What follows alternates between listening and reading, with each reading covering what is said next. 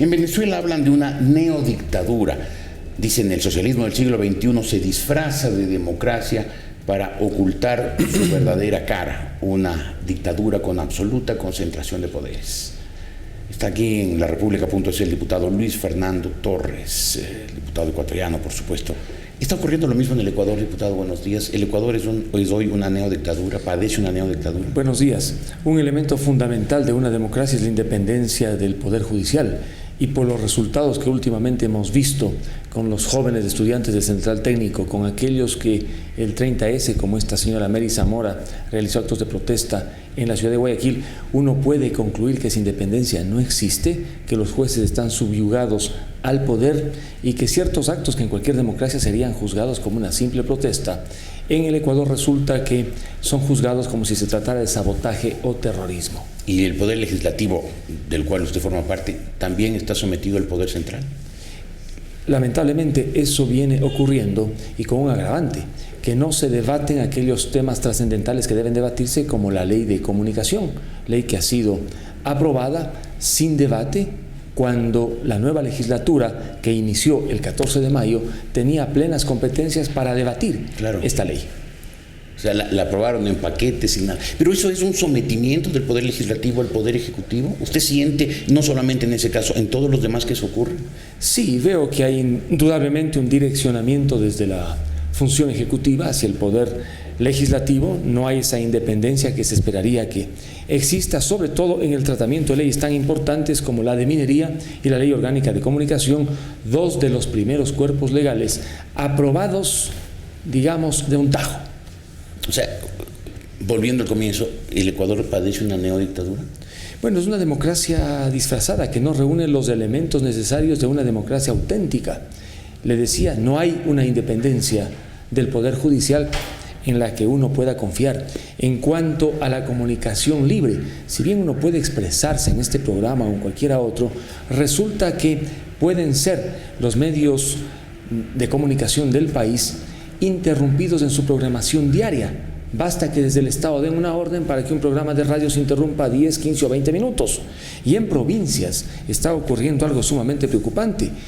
En la provincia de Tungurahua resulta que los días lunes de 6:30 de la mañana a 8 de la mañana, de las 14 radios, 12 prácticamente están obligadas a entrar en cadena con una programación estatal patrocinada por uno de los legisladores de la provincia, lo cual constituye un abuso al ejercicio mismo de la libre comunicación. De 6:30 a 8, o sea, a la hora en que la gente normalmente debería estar informándose, como ha sido tradicional en el país, lo que hace la gente es recibir la información oficial y nada más que eso. Nada más que eso. Qué horror. Es decir, un ambateño no puede los lunes de 6:30 a 8 de la mañana escuchar la radio de su preferencia en materia noticiosa. Están bloqueadas con programa oficial. Todos los lunes. Todos los lunes. Esta práctica se viene repitiendo en los últimos 8 meses aproximadamente. ¿Y esto será una excepción? ¿Ocurrirá solamente en su provincia, en Tungurahua? Parece que en algunas otras provincias también ocurre, pero en Tungurahua tiene un énfasis tal que, por supuesto, ya llega pues a una intolerancia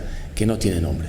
Ahora, con todo esto, hay mucha gente, la más pesimista, que dice el Ecuador no podrá salir durante muchos años de su salida en el siglo XXI porque hay un adoctrinamiento tan constante, tan masivo y tan efectivo que mucha gente ya está con su pensamiento colonizado y ya no tiene libertad de pensar, ya no tiene la capacidad de pensar con libertad.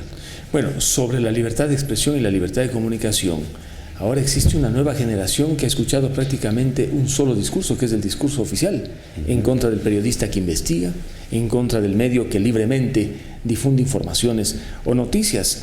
A tal punto se ha estigmatizado a los medios de comunicación que las nuevas generaciones que no conocen lo que hicieron los medios en la época de la dictadura, en el retorno a la democracia, en el primer caso para retornar a la democracia, en el otro para poder sostener la democracia, ciertamente no tienen una opinión muy favorable de los medios de comunicación social. Contrario, tengo una opinión muy desfavorable porque les han lavado el cerebro. Lamentablemente hay que decirlo, porque eso ha ocurrido y mucha gente ya se olvidó todo lo que el periodismo significa una sociedad democrática y cree pues el discurso oficial en el cual la única información que se debe recibir es la información que le da el gobierno. El gobierno, claro, y ha perdido ese rol que siempre debió tener el periodista.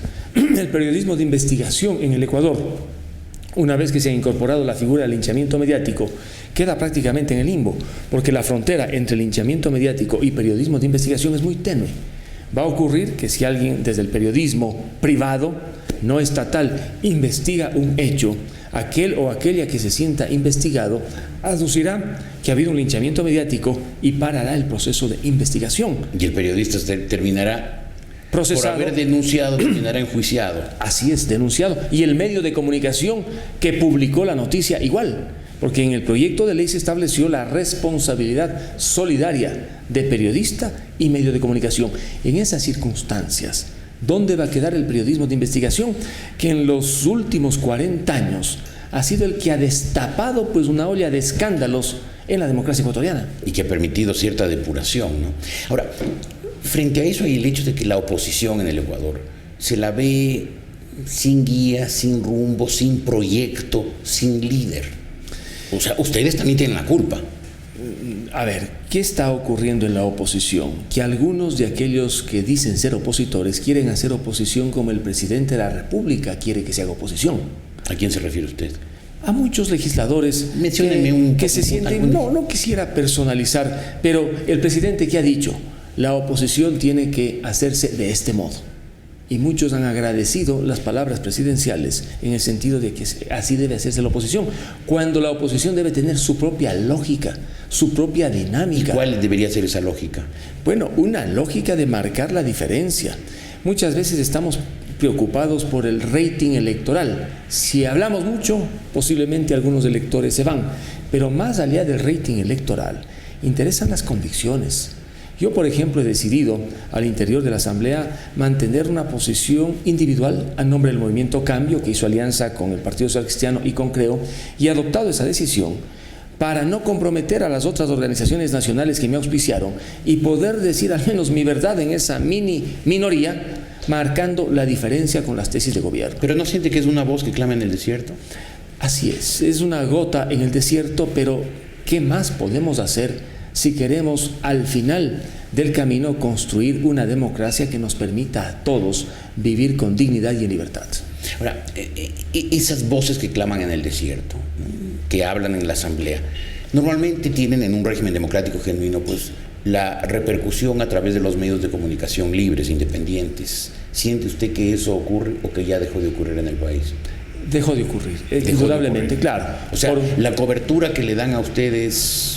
¿insignificante? Claro, es inferior frente a la cobertura que puede recibir alguien que está con la tesis oficial. Además, la tesis oficial tiene mucha más resonancia porque ella se transmite por todos los medios que están a disposición prácticamente del poder público. Pero quedan medios todavía independientes. ¿Usted lo siente que están cumpliendo su papel de informar o que están autocensurados por temor? Mire, yo veo que hacen el gran esfuerzo, tanto periodistas como medios, pero en el fondo, ante tanta amenaza, ante tanta estigmatización, indudablemente que hay una autocensura implícita. Si el día sábado un periodista respetable, y hablemos con nombre y apellido, Diego Oquendo, resulta ser estigmatizado por haber hecho un comentario, pues ese periodista en el fondo dirá, ¿qué voy a seguir diciendo cada día cuando sé que el día sábado aparezco como mentiroso sin ser mentiroso? Es una forma de ir acorralando a periodistas respetables, y pongo el nombre del periodista de Radiovisión, el doctor Oquendo, porque en las últimas 3 semanas ha sido objeto en cada sabatina de críticas a comentarios, ni siquiera que afecten la honra, sino a comentarios aislados, generales. Y lamentablemente, ¿cómo se va a comparar la trayectoria, la capacidad, el talento, la preparación de Diego Oquendo frente a tantos pseudoperiodistas oficiales que trabajan en los medios que maneja el gobierno y que no tienen ni preparación, ni inteligencia, ni talento, sino simplemente una enorme capacidad de adulación? Pero ese es el Ecuador que vivimos. Pero esto de la autocensura, de esta campaña de amedrentamiento contra los periodistas, ¿no se aplica también a ustedes, los políticos en el Congreso? Bueno, ahora la situación para un político es muy difícil en el Congreso. ¿Usted también está autocensurado? Bueno, yo digo lo que tengo que decir. Mi autocensura es más conceptual en el sentido de que trato de decir aquello que puedo probar y que puedo sostener, pero en el Congreso puede ocurrir también lo que no ha sucedido antes. Alguien habla demasiado y por allí se inventan y dicen pues no hubo fundamentos, simplemente le expulsamos de la asamblea, podría ser un camino, o en otro camino podría ser autorizamos sin ningún problema el enjuiciamiento penal del legislador, como ha ocurrido en el caso de Jiménez, que no fue autorizado por la asamblea, pero fue tolerado el enjuiciamiento del que fue objeto por parte de una jueza de la más alta corte de justicia en el país. O sea, usted también está, o usted y otras personas de la oposición, autocensuradas, temerosas, demasiado medrosas de lo que dicen para evitarse problemas. Bueno, en mi caso no, porque yo generalmente he tenido un estilo distinto en la legislatura. Yo no me he caracterizado por ser necesariamente un legislador fiscalizador, más bien he tratado de intervenir en el ámbito legislativo y eso me permite actuar con total coherencia, sin temores. El problema más bien es para aquellos legisladores que han tenido un estilo de confrontación, de denuncia, un estilo necesario para construir una democracia activa, o sea, sólida. Hablamos de Clever Jiménez, hablamos de Lourdes Tibán. Básicamente de Clever Jiménez, que a mí me parece que es el legislador en la oposición en los últimos años que ha tenido la voz más fuerte, sobre todo en algunos temas de orden minero hidrocarburífero. Es uno de los legisladores que mejor conoce estos temas en el país. Y claro, para él la situación se convierte en algo mucho más complicado que para otros que estamos interviniendo fundamentalmente en el ámbito legislativo. Lo que usted me está diciendo es que la oposición al gobierno viene más desde la izquierda, desde Pachacutic, que desde la derecha. O sea, ustedes están huérfanos y sin líder, sin guía, sin rumbo. Bueno, en mi caso, recién llevo en la Asamblea 3 semanas aproximadamente. He venido cumpliendo un papel en el caso de la ley de minería, la ley de comunicación. En materia de fiscalización me han llegado algunos pedidos de que inicie cierto tipo de procesos, pero no lo he hecho dado que no existe la documentación de sustento. Yo espero que con el transcurrir del tiempo podamos identificar algunos hechos que indudablemente puedan ser objeto de una fiscalización incesante, implacable, de conformidad siempre con lo que la Constitución manda. Pero mi pregunta sigue vigente. ¿La derecha está sin rumbo, sin guía, sin líder? Bueno, ¿qué tenemos en lo que se podría llamar derecha? O llámele centro derecha, lo que usted quiera. Bueno, tenemos el resultado tan favorable que obtuvo Guillermo Lasso con 2 millones de votos.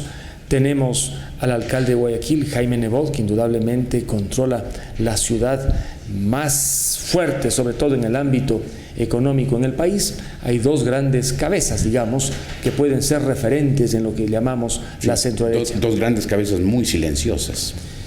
Bueno, en el ámbito estrictamente político, en el último semestre, digamos, no ha habido indudablemente un posicionamiento de ellos. Habrá que estudiar cuáles son las circunstancias por las que no han salido todavía a la palestra política nacional. En el caso del alcalde de Guayaquil, él ha tenido pues un rol protagónico en su ciudad, Guillermo Lasso. Pero como alcalde, no como líder político. Claro, en la alcaldía... O sea, como líder político ha hecho mutis por el foro, lo mismo que Guillermo Bueno, Lasso. yo creo que ha hecho lo que le correspondía como alcalde de la ciudad más grande del Ecuador, un gran alcalde indudablemente. Varias de las movilizaciones que lideró tuvieron un gran impacto en la política nacional. ¿Se acuerda hace cuánto tiempo fueron? Ya ni se acuerda, ha pasado tanto tiempo. Bueno, pero está allí, ¿no? Yo diría que hay un desafío por parte del alcalde de Guayaquil, que es el de poder conservar ese espacio. El hecho de que lo conserve ya es un gran mérito, porque al menos Guayaquil no es parte del proyecto de gobierno, y también Machala. Las demás capitales de provincia están en manos del gobierno.